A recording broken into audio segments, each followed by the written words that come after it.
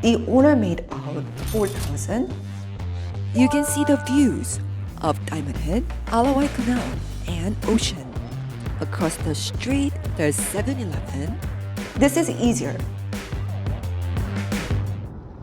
Aloha, this is Yong. I'm a licensed real estate broker in Hawaii, and we're going to one of the most affordable Airbnb properties in Waikiki. It's called Hawaiian Monarch. And I own an Airbnb unit in this building. So I'm going to share the honest thoughts about the unit and pros and cons and the profit.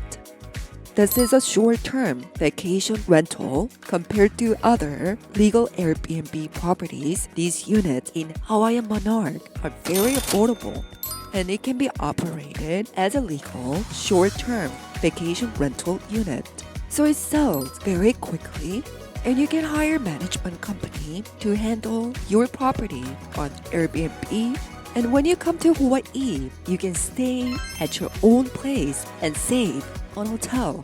So it's a very attractive condo for investors. It's located in the world famous town of Waikiki. So it has a low vacancy rate. You can easily walk to different shopping centers and restaurants. Wow, uno.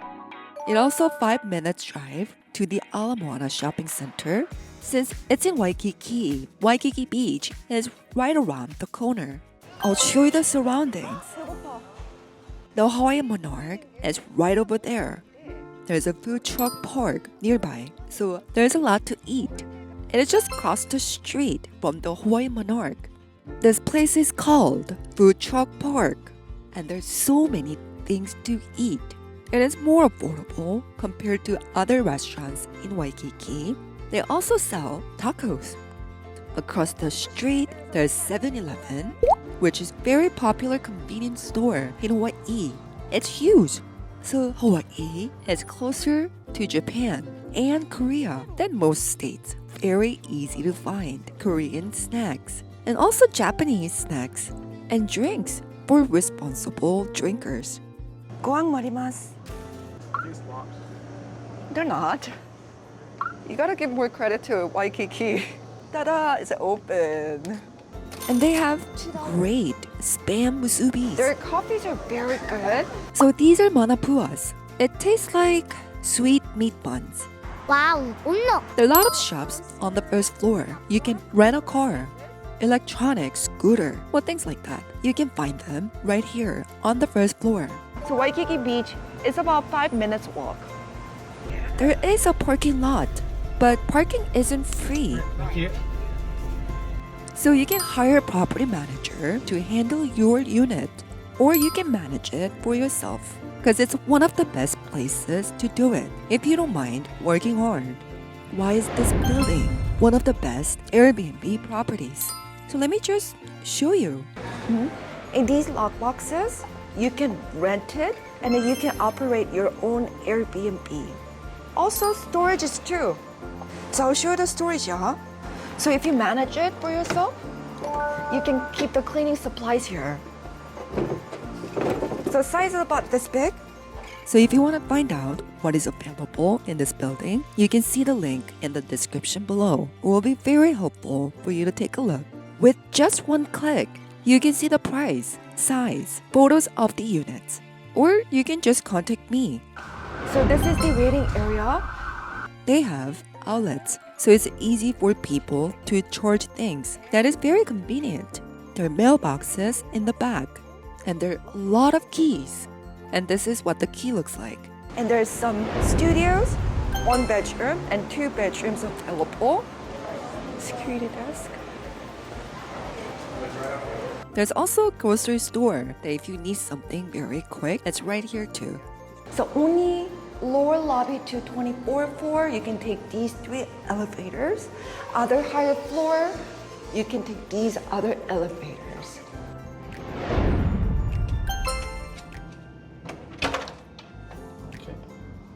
So this is a studio, as you can see. And so price was $289,000. There are roller blinds. You can also see the ocean. You can see the views of Diamond Head, Aloha Canal, and ocean. Refrigerator, cooktop, microwave. And there's a sink. So all the appliances are here, and including the spoons and forks. There's a coffee maker and a pot, pans and pots. So yeah, this is what you can get with a $289,000 in Hawaii if you want to do legal Airbnb. So the bathroom. Okay.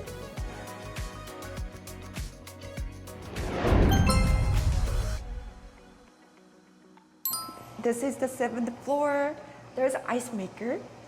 The building has amenities both outside and inside. Swimming pool, jacuzzi. So there are barbecues. Has a sink. Hey, you can barbecue here. And I also need a washer and dryer in the premises. There are paid laundry and they're big size. There is a fitness for $5 per month. So let's talk about pros and cons and the profit. So we're gonna talk about pros, cons, and the profit. And the profit is pretty high. So this particular unit is the smallest in Hawaiian Monarch.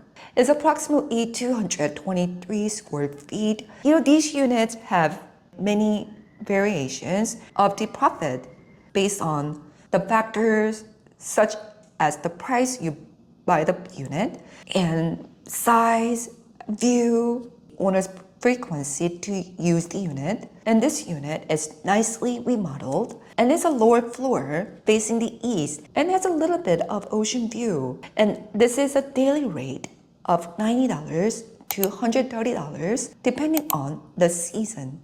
And then the management fee they're all different. So it's about 15% to 30% depending on the management company. Unit owner pays 15% to the rental manager.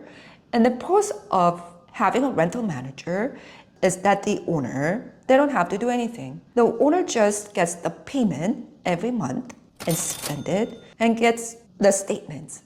And the statement looks different depending on the company that you hire.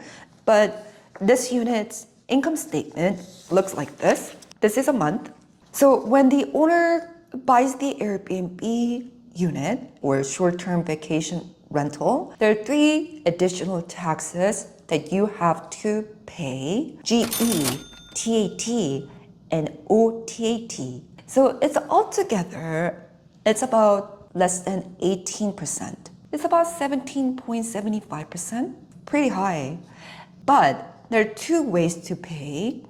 So some of them has to pay either the owner or the guest. So how you find out who pays it? So if you go to Airbnb website and you hit the reserve, and then Airbnb does not show any additional taxes, it means owner pays them. If the additional tax payment is on the top of whatever total payment, it becomes a burden on the guest. It means the guests have to pay. When it's the peak season, the owner made about $4,000 and then taxes were paid by the guest. And then when it's slow season, owners got paid about $2,400 on the top of taxes, but there are some expenses you have to consider. So this is not your net. There's so many other things that we have to take out, and I'm gonna talk about it. This unit was sold for $289,000, and the daily rate is $90 to $130. So let's say approximately it's about $115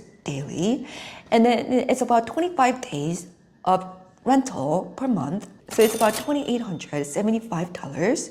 And then G, TAT, OTAT are charged to guests. And then they also make the guest to pay for the cleaning cost. So your profit minus maintenance fee minus electricity. This building's maintenance fee does not come with the electricity. So this is an extra cost. And then minus insurance. It's good to have insurance, but this building is not mandatory to have insurance, but I recommend you to have one. And then minus, there's a service fee for like a coffee, shampoo, soap, all those additional amenities. And there's Airbnb service fee, which is about 3.5%. There's additional fee for the management company who's gonna do all of the work. And then there's a property tax. And you have to remember property tax for the Airbnb is pretty high. It's 1.39% of your tax assessed value.